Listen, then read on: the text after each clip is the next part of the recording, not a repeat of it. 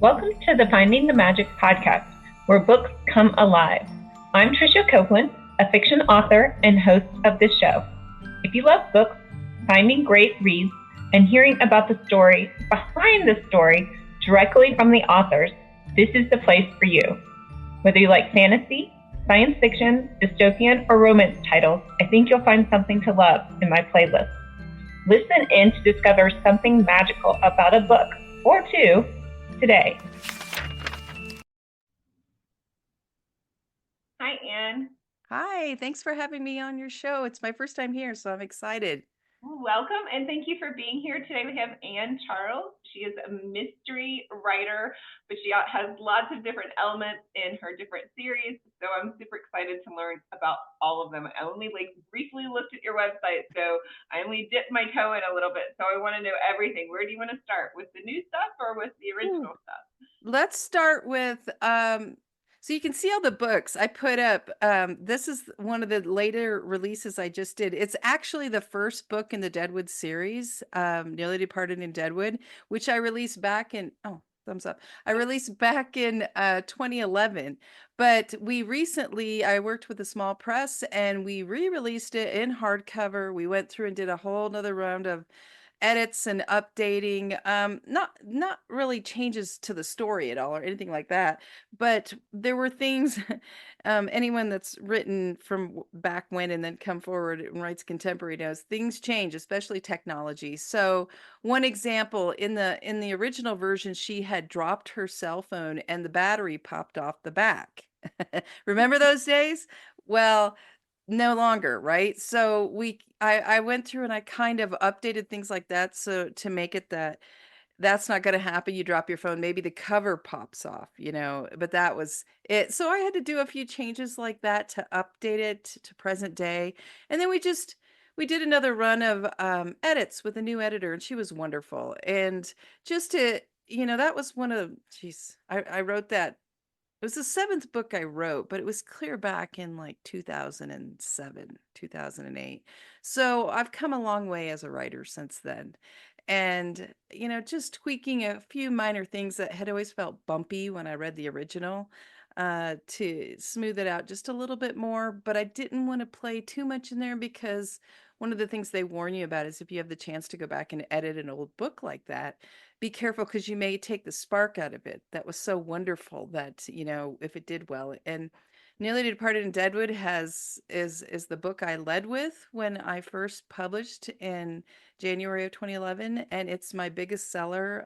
That series, the Deadwood series, there's now 14 books in it. So it's been a really wonderful series that it's still in process, still going strong, and I'll write number 15 in the series starting probably early next year. I just have two other series that I'm working on in the meantime. So we can start. That's why I have Nearly Departed sitting out all over the place in the beautiful hardcover, because that's the newest thing that we're talking about, even though it's old. Well, fine. Set us up. Tell us about the characters, the world.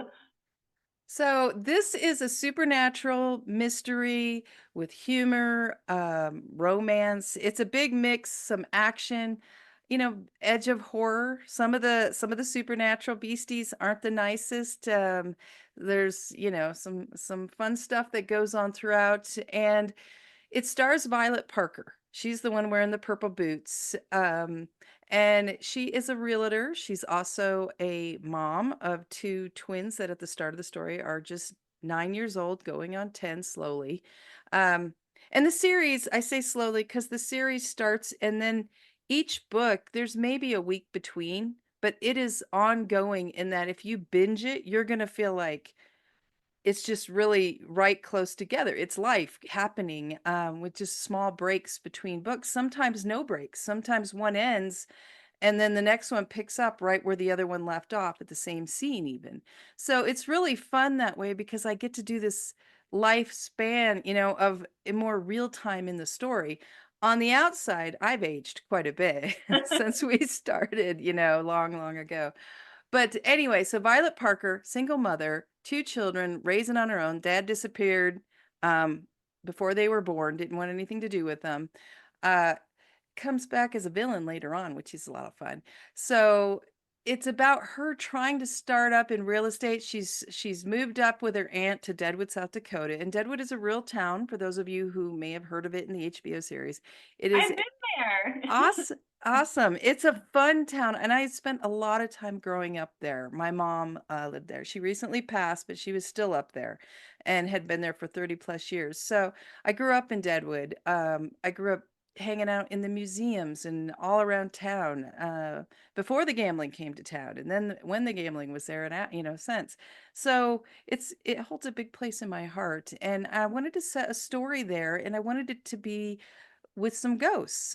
Um, but the fun part about Violet is she does not see ghosts. So, and we're only ever in Violet's head. So part of the fun of this story is we only see what she sees, but other characters are seeing things and talking about ghosts and whatnot. So it's kind of a game in that you have to decide, along with Violet, what's real, what's not real, And as she goes trying to sell houses, but she really has a much deeper role, and that's where the supernatural comes in. She comes from a long line of, I don't want to ruin the story, so I'm not going to get the series, but she comes from a long line of something that as you read, you find out what she is, what her purpose is, why she was drawn to Deadwood, and what she has to do, in order to, save the world type of thing, on a slightly smaller level. So it's a real mix of the mystery being both, human based, but also supernatural mystery. And like I said, there's always a little bit of romance in my series, and there is romance in this. It's a subplot, but there is that element if you enjoy it, but not too much of it. There's a lot of comedy and humor between the characters. That's one of my mainstays, is having humor. I want you to escape and laugh and cringe and ooh and ah and have all the fun stuff that fiction can do for you, and get you out of whatever you're dealing with and help you to escape somewhere fun. So that's like the start of the story without giving too much away. And it starts with some little girls have gone missing in Deadwood, and they're the same age as Violet's daughter, and she's worried for her kid. So she, being a concerned mom, she starts digging in to find out what's happening to these little girls, because she doesn't want it to happen to her girl, who looks a lot like the ones that have gone missing. So she's very nervous, and that's how it all gets rolling. Interesting. Yeah, those sound really fun. Well, I always like books just as an escape. Me So too. it's having all those supernatural elements make them, the mystery a little bit more intense too.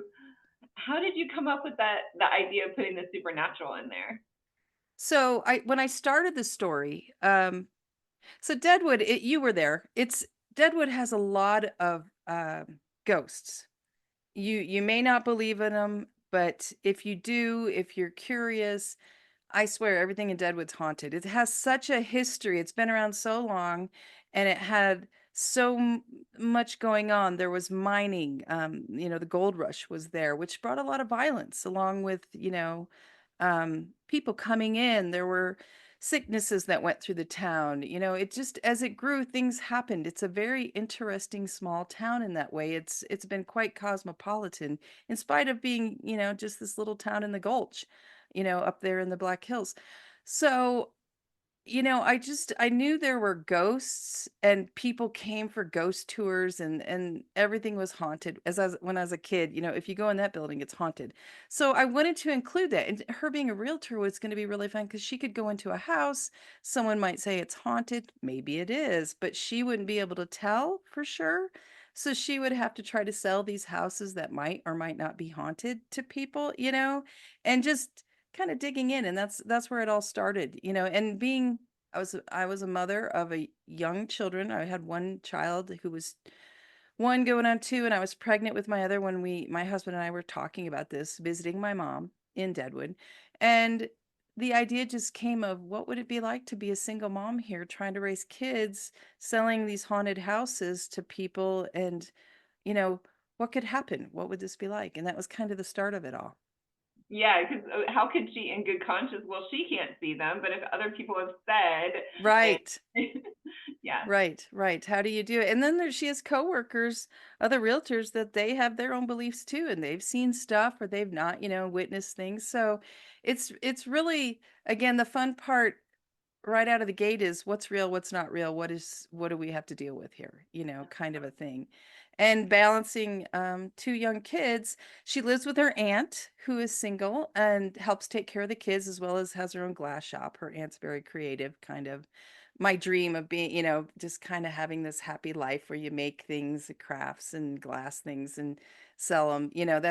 It's always been kind of like, oh, wouldn't that be nice? So her aunt does that, but her aunt is very much part of her life in the books, and a mentor of sorts as well as a confidant. So it's just all kinds of fun wrapped up in a really long series.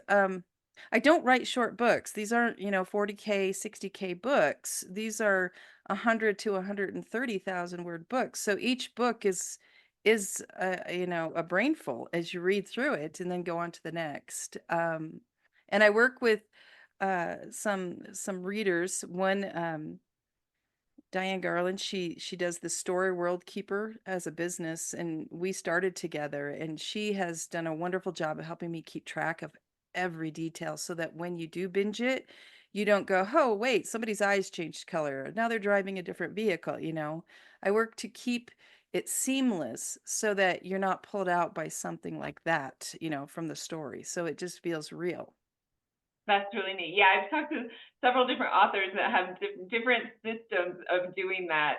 I talked to one who like writes a novel a month, and she just has like all these Excel files with every different scene from every book that she's ever written, and she has like 8 editors like on the Wow. team. And I was like, okay, my mind is blown now. Like my editor just got me to write a outline of one of my, and I mean, and that's, so we were just keeping everything in our heads. She was like, you have to write an outline because I'm going to go crazy. Yes, yes, yeah, that's what I with my editor, she has her own cheat sheet of this kind of stuff she keeps track of as well.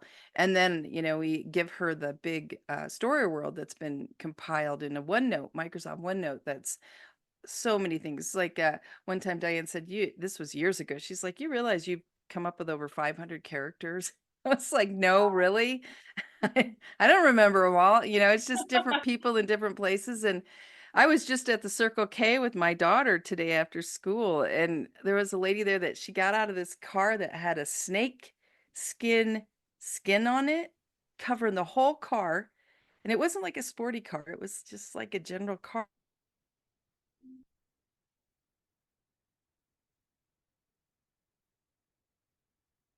I mean, like a snake that had been stuffed on the dash. And then she was wearing this pink jacket, older lady, probably 70, um, shorts that went a little high, and yellow rubber boots. And I Wow. said to my daughter, what's going on there? Yeah, yeah, that's And I definitely going said, in there. She's gonna and have a my story. my daughter's like, you've got to include her in one of your Jackrabbit Junction books. You've got to have her down in Arizona. That she's perfect. And I was like, I think I do. I want to know that woman's story.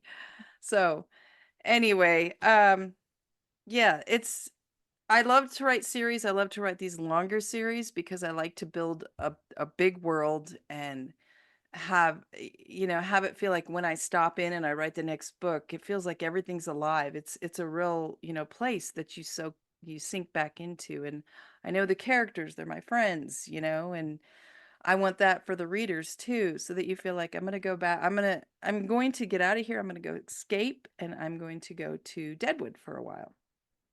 That sounds like my series because I will binge all of those. So that's the Deadwood series, That's the right? Deadwood mystery series. Deadwood Yes. mystery series. Okay. So what are your other two series? So my husband and I was on a book 9 in the Deadwood mystery series, and my husband and I were watching an Old West show and a documentary, and you know, I said, "Have you ever seen a female undertaker in any of these documentaries?" And he said, "No, I really haven't." And I said, "Seems like that would be a prequel series, And he was like, "Yes." And so we brainstormed it, and he's like, "I would like to be part of that." He'd been, around this business for a long time, helping in the background. He said, I'd like to research and help write that series because I love the idea of this prequel supernatural Western, set in the 1870s Deadwood with the gold rush and, the supernatural creatures and ghosts and whatnot there too. And so that series we write together, and we're on book 6. We brainstorm together. He writes first draft, then I go through and do my parts. It's kind of like building a house together. We each have our place parts that we do. So I'm part of the Deadwood Undertaker series, which is a lot of fun. And it's great for the readers because they can, it's the same world. It's just set in the past. So they can kind of, try to guess who's there. And there's, supernatural characters that are in both series because they're supernatural. They don't age like humans, right? So I have that series. I also have the Jackrabbit Junction mystery series, which is set in southeastern Arizona, down in the desert in Jackrabbit Junction, little tiny town. And that's the next one on my plate that I'll be working on this fall, book 7 of that series. And that stars the 3 Morgan sisters. Mostly Claire is the first one in the first book. She grew up in the house next to Violet Parker from the Deadwood series.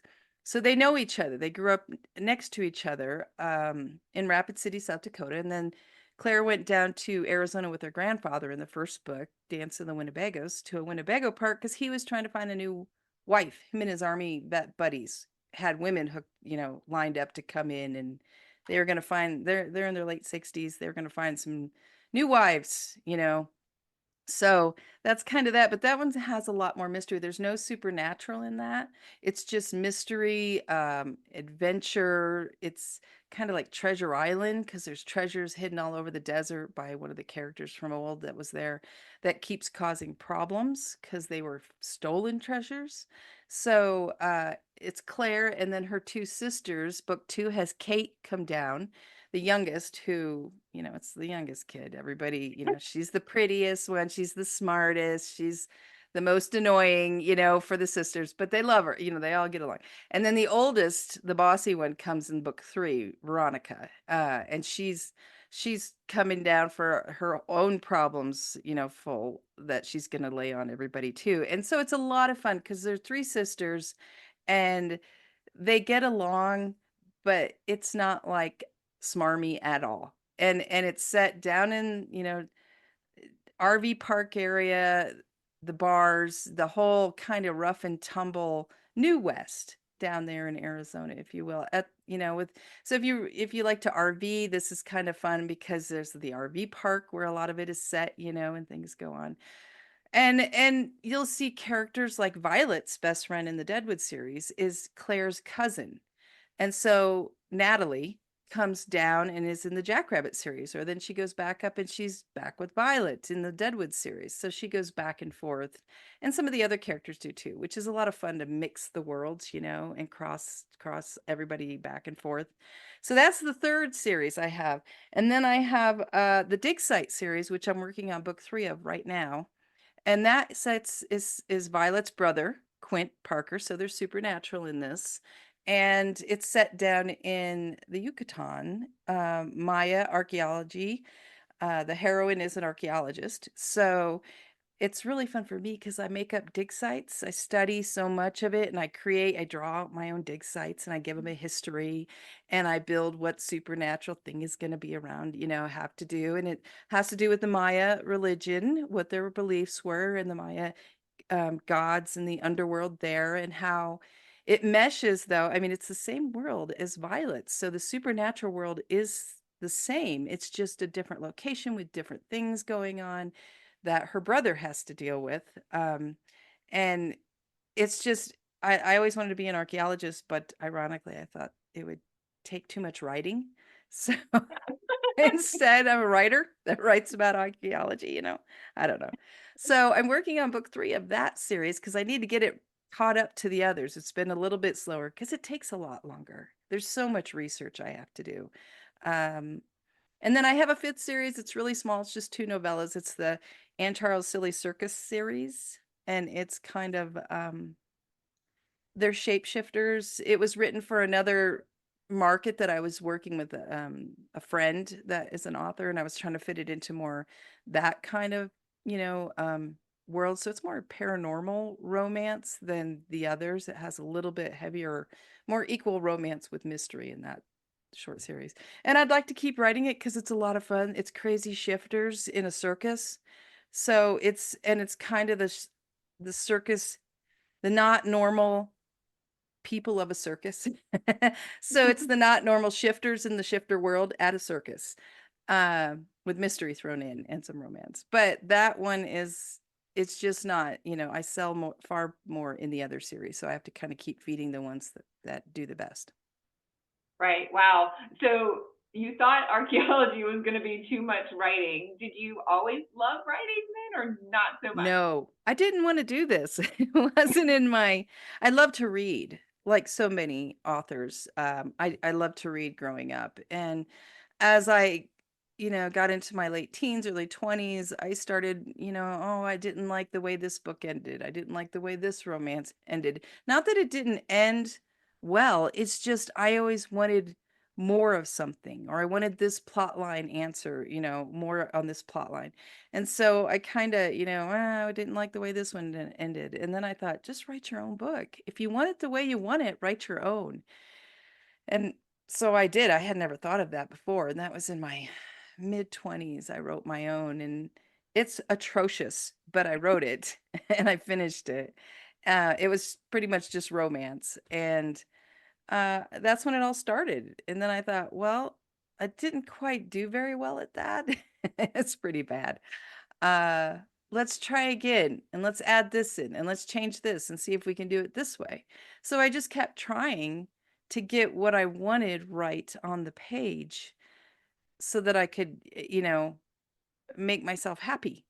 And that's kind of how it started. And still, when I write, if I'm writing a scene and I'm not feeling that, if it's not funny for me, if it doesn't touch my heart in some way, then I know it's not quite right, and I have to keep working on it.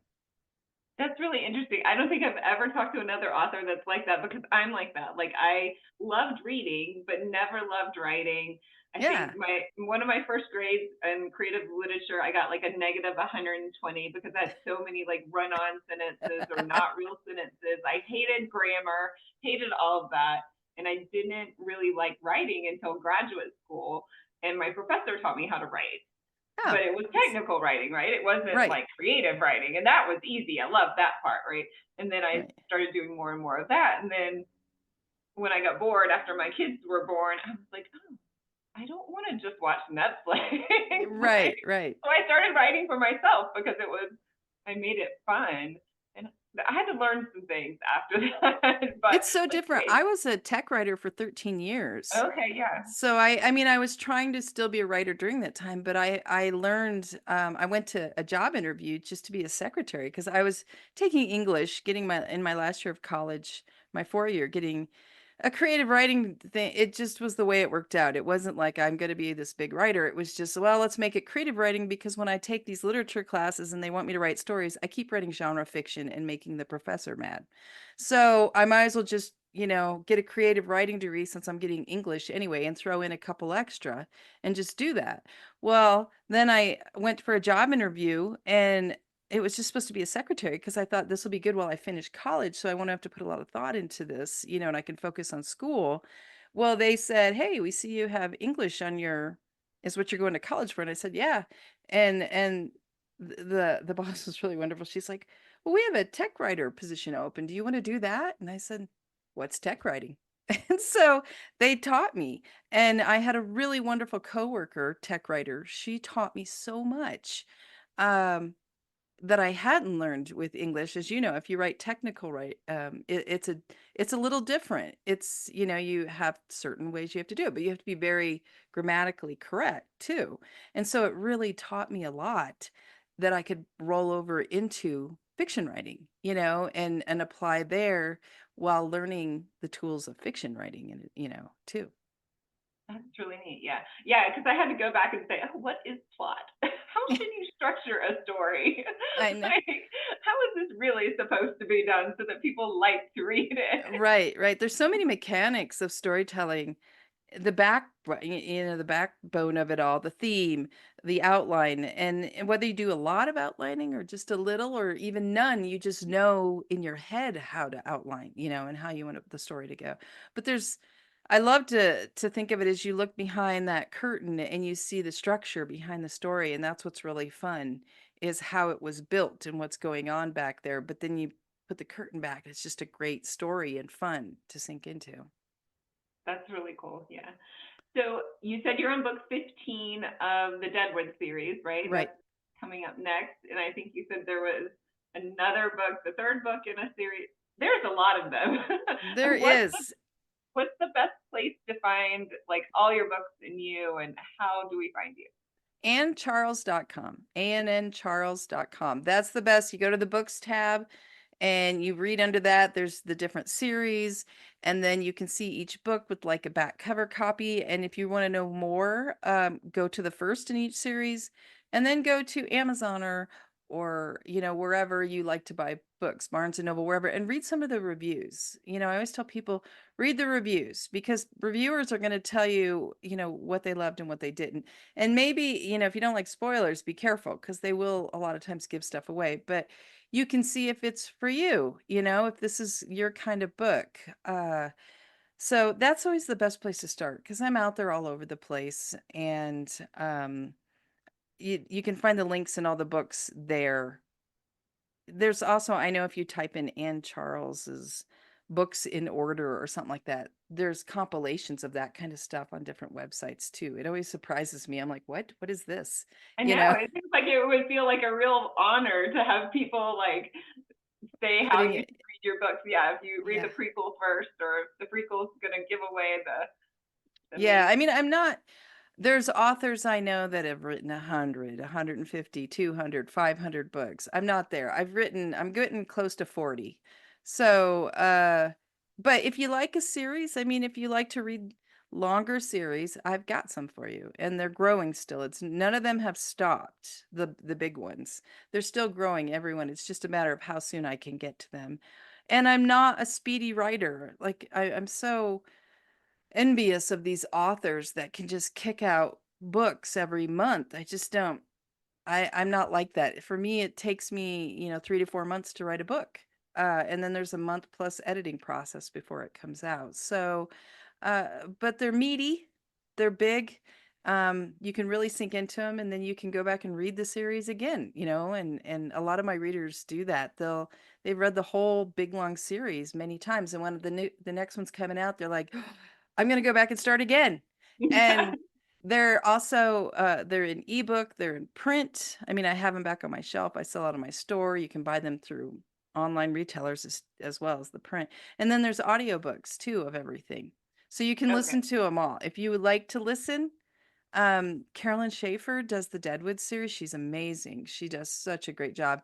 And Lisa Larson does the Dig Site series and the Jackrabbit Junction series, and she's just a great narrator. So I stay with the same. And then we have Jason Culp, who's amazing. He does the Deadwood Undertaker series. So we have some really great narrators that read and do a wonderful job with these books. So you can listen. And just like I said, if you start at my website, you can find where to go find the books, or however, whatever format you want. That's great. I'm a big audiobook person, so I will download an audiobook. Thank Cool. you so much for being here, Ann Charles, AnnCharles.com, and we'll have all your links in the description. And hopefully you can come. Oh, well, one other question. Have you gone to Wild Deadwood Reads, the book event? Yeah. Okay. So every year, I know they've been there a long time because I've been having Ann Charles get-togethers in Deadwood for 13 years now. So I remember when they started happening, and I have not been to a Wild Deadwood Reads. They always come. I have kids in school.